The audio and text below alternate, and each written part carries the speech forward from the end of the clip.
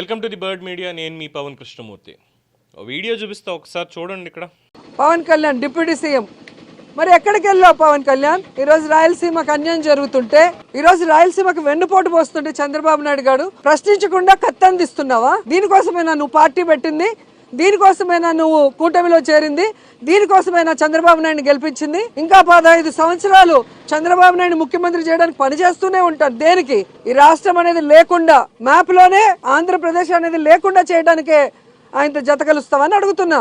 మీరు వచ్చింది రాష్ట్రాన్ని బాగు చేయడానికో, రాష్ట్ర ప్రజలకు మంచి చేయడానికో కాదనేది అందరికీ అర్థమవుతుంది. చూసారుగా, చంద్రబాబు గాడు పవన్ కళ్యాణ్ రాయలసీమకు వెన్నుపోటు పొడుస్తున్నాడా, రాయలసీమ పుట్టాను, రాయలసీమ ద్రోహి అంటాడు. అంటే ఆ వయసుకి ఆ పదవికి గౌరవం అనేది, సరే పదవికి గౌరవం అనేది పక్కన పెట్టండి. ఎందుకంటే రాజకీయ నాయకులు అనేది వాళ్ళు ఇష్టం వచ్చినట్టు ఇంకేదో మాట్లాడుకుంటూ ఉంటారు. ఎందుకంటే వీళ్ళు అధికారంలో ఉన్నప్పుడు జగన్మోహన్ రెడ్డిని సైకో అని ఇంకోటని వాళ్ళు మాట్లాడారు కాబట్టి ఇప్పుడు వచ్చిన తర్వాత వాడు వీడు అనడంలో పెద్ద పరిపాటేం లేదు. బట్ పని చేసే దీన్ని బట్టి ఉంటుంది కదా పిలుపు అనేది కూడా. బట్ ఇక్కడ ముఖ్యమంత్రిగా 4వ సారి పనిచేస్తున్నటువంటి చంద్రబాబు నాయుడు గారిని మరి ఈ విధంగా సంబోధించడం అనేది రోజారెడ్డికి, అదే రోజా సెలవమణి రెడ్డికి మరి ఇంతలాగా ఎందుకో తెలియదు. ముఖ్యంగా ఈవిడికి రెడ్ కార్పెట్. రాయలసీమకి ద్రోహం చేస్తున్న చంద్రబాబు మరి ప్రశ్నిస్తాను అని పార్టీ పెట్టినటువంటి పవన్ కళ్యాణ్ ఏం చేస్తున్నాడు? చంద్రబాబుకి కత్తిస్తున్నాడా? రాయలసీమకి ఎన్నుపోటు పొడవడానికి ఏం చేస్తున్నాడు అని చెప్పి ప్రశ్న. రాయలసీమ ద్రోహి చంద్రబాబు అయితే మరి రాయలసీమలో అన్ని పరిశ్రమలు ఎలా వచ్చాయో, రాయలసీమకు అందరినీమ జలాలు వచ్చాయో మరి వాళ్ళే చెప్పాలి. Point number 1. Point number 2, Pawan Kalyan ఏం చేస్తున్నాడు? ప్రశ్నించకుండా కత్తిస్తున్నాడా రాయలసీమకి ద్రోహం చేయడానికి అని. ఆయన కత్తిస్తున్నాడు. ఎలాంటి కత్తిస్తున్నాడు అంటే జరిగినటువంటి అవినీతిని, అక్రమాలని బయట పెట్టడానికి, దాని మీద శిక్షలు పడడానికి శిక్షించే కత్తిని ఆయన ఇస్తున్నాడు. ఎందుకంటే ఈవిడ గురువు పెద్దిరెడ్డి రామచంద్రారెడ్డి ఉన్నారు కదా, ఆయనకి సంబంధించినటువంటి భూభాగవతం ఏదైతే ఉందో అటవీ భూమిని కబ్జా చేసి కంచెలేసుకున్నటువంటిది, దాన్ని మొత్తం ఏరియల్ సర్వే ద్వారా పూర్తి స్థాయిలో ఎస్టాబ్లిష్ చేసి ఇదిగో ఇది ఇక్కడ దాకా వీళ్ళు కబ్జా చేసింది అనేది పూర్తి స్థాయిలో పెట్టినటువంటి ఘనత పవన్ కళ్యాణ్ గారికే చెందుతుంది. మరి అది ఆయన ఆ పని చేసుకుంటూ వెళ్తున్నాడు. అలాగే అక్కడికి రోడ్లు లేవనుకోండి, రోడ్లు వేసి మరి వీళ్ళ అవినీతిని బయట పెట్టడానికి మార్గాలని చూస్తున్నాడు. అది పవన్ కళ్యాణ్ గారు చేస్తున్నటువంటి పని. ఇక ఈవిడ నోటి దురుసు ఇందుకు ఓడగొట్టి కూర్చోబెట్టారు. ఇక అసలు రానివ్వం, రోజా రాజకీయంగా అయిపోయినట్టే.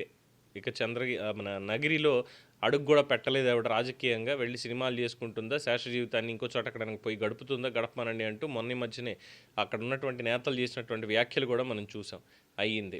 అయిన తర్వాత కూడా ఇప్పుడు మళ్ళీ వచ్చి ఇంత బరితిగింపుగా ఈ రకమైనటువంటి భాషను ఆవిడ మాట్లాడుతూ ఏం చెప్పాలనుకుంటున్నారంటే, ఎంత జరిగినా ఏం చేసినా నా పద్ధతి ఇంటే ఉంటుంది, నేను ఇలాగే మాట్లాడతాను అంటున్నారని ప్రజల అభిప్రాయం.